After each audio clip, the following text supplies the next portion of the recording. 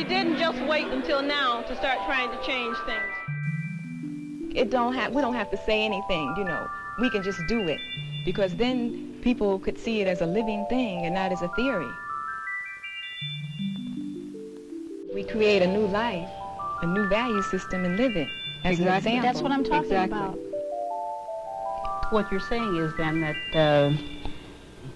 it's that many people will be working on things from different perspectives, be working on the problems of freedom from in different ways. Exactly. And there are so many young black people now who I see doing things that are revolutionizing me and the world. As I grew up, I knew that I wanted art, but I didn't know what I wanted from art. And the vision that I had, I just didn't trust it, just because like it just seemed like an inconceivable dream to attain, but I never let it go. So what led me to the Bay was I needed growth. In college, I was growing, and I was hungry, but my hand couldn't match my imagination. And I was just afraid that if I didn't trust in myself, of my own self-study. I felt like I wanted to prove that my choice would have been fiscally worth it. So since I didn't know what I was doing and I was young, I was going to trailblaze and just go somewhere and figure it out with all my gumption and willpower. I stayed with my aunt and uncle for like a month just to look for a place, and then ever since then, they gave me a bike and told me good luck, and I've been out here ever since. The process always starts off with a sketch for me. So I'm a fan of animation, so I started using a drafting pencil with lead.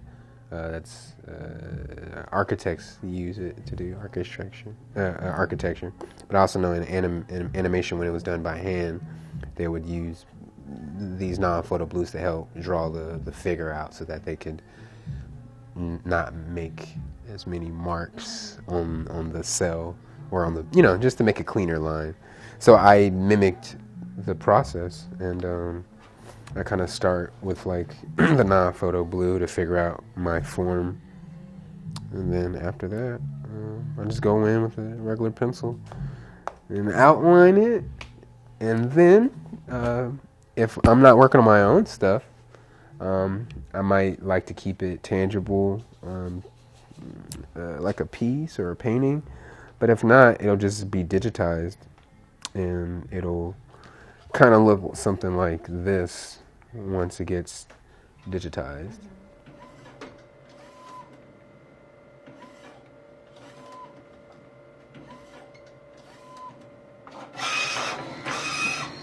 Most families that have migrated into America are usually become a doctor or an engineer.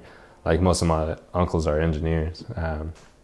So it was nice that my family was able to help me flourish into the art scene and help provide. Right now, we all set to go.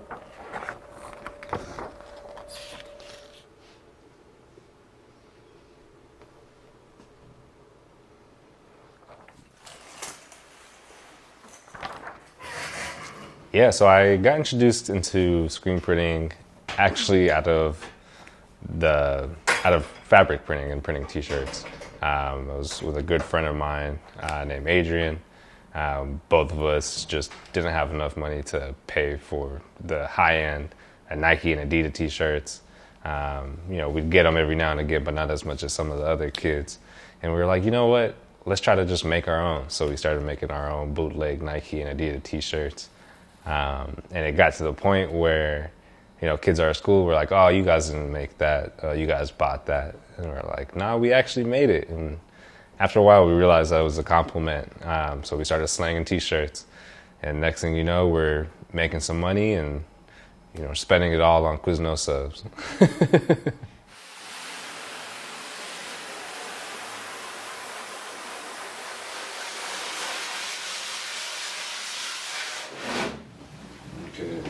here, I'll turn on the light. We'll make sure I washed out all the detail needed.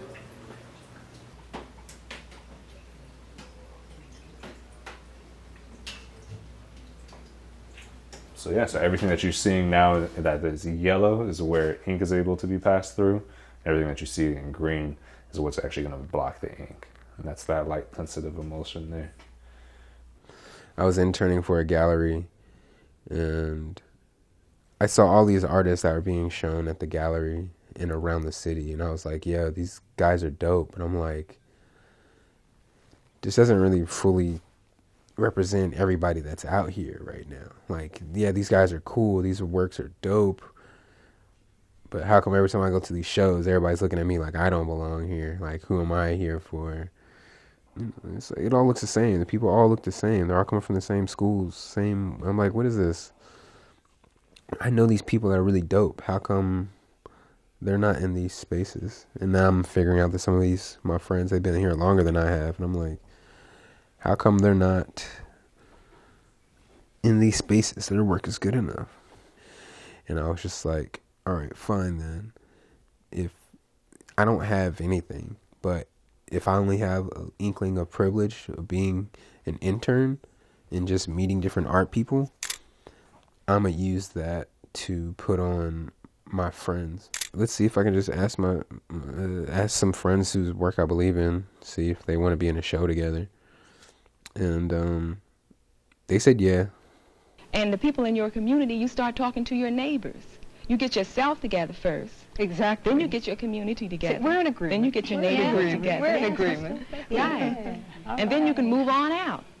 I talked to gallery owner, and yeah, they gave me my first opportunity to do a show, and yeah, at the luggage store on Market Street.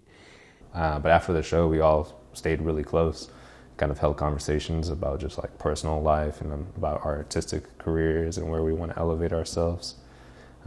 So then the group started to flourish into something even greater than what it originally was. Well, basically that's what kind of put the seed in my head that like, I know I'm capable, but like it's also pretty cool to bring others with you on that journey. I just want to see more of my people, because I know I just have to keep searching in like little internet corner holes at that time of like black artists and what, like, you know, like they were doing contemporary work. And I'm like, oh no, we're out here. Like, we're out here. I'm just too young and not knowledgeable enough. I'm too ignorant. Like put me out in the world. Let me find the people. Let me find my people. What we're finding out is that, like, you know, it's the history of black arts. It's just the same battle of recognition and history, and how our history gets lost in time when it's not recorded, when it's not documented. So I taped up the screen, blocking everything alongside the edges that ink could potentially go through while printing. Kind of blocked up also some of these center marks that I had made as well, just because I don't want those printing onto the paper. Kind of use those for reference when, you know, putting the transparency onto the piece of paper. Kind of give me more like a basic lines of how everything should be laid out. Make it a little easier on me while printing. So yeah.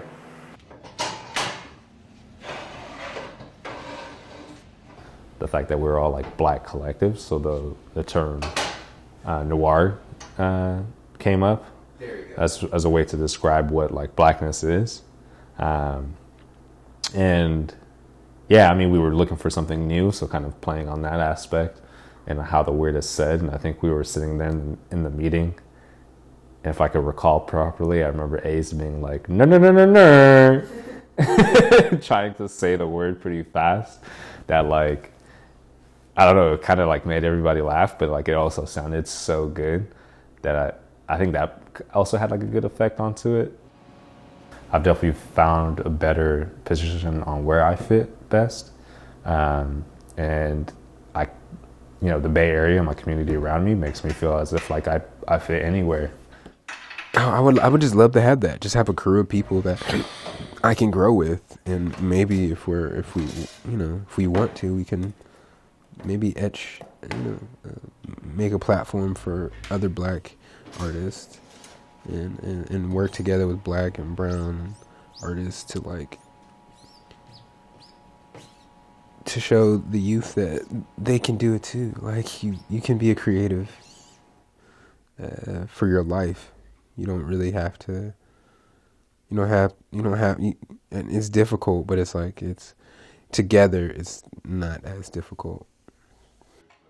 I don't think anybody was a generational artist. There might have been a couple of us that had like a mom that painted, but nobody I don't think anybody came from like a creative family. So it's like stepping out in our generation of black artists coming in the 2000s. It's just like our parents are just like, that's not how you're going to survive. And we're just like, I don't know nothing else. I don't want to do nothing else. So there was a survival mentality, and I think it turned into the love for all of us turned into growing the fact that it's like, oh no, this is it. This is what we needed. We're gonna thrive. Like we thought we're just like, hey, we're just making it out here, but now we're like, no, we want to make it out here. Like if we say we're gonna do it, we're gonna do it. And then having the support of each other is just like, oh no, we're gonna do it. And then it's just been like that of like, we're gonna do it, and we're gonna keep doing it, and we're gonna keep doing it because everybody could tell us no, but we're the ones gonna tell ourselves yes and figure this shit out.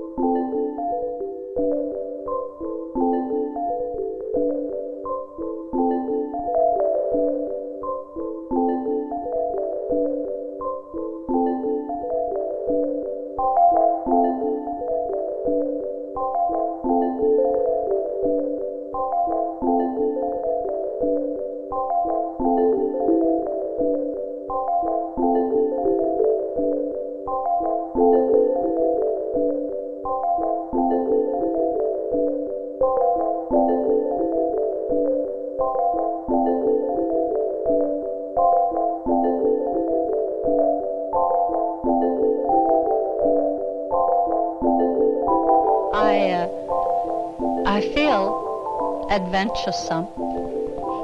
I don't think I'm just going to stop and sit down. I don't necessarily mean singing or...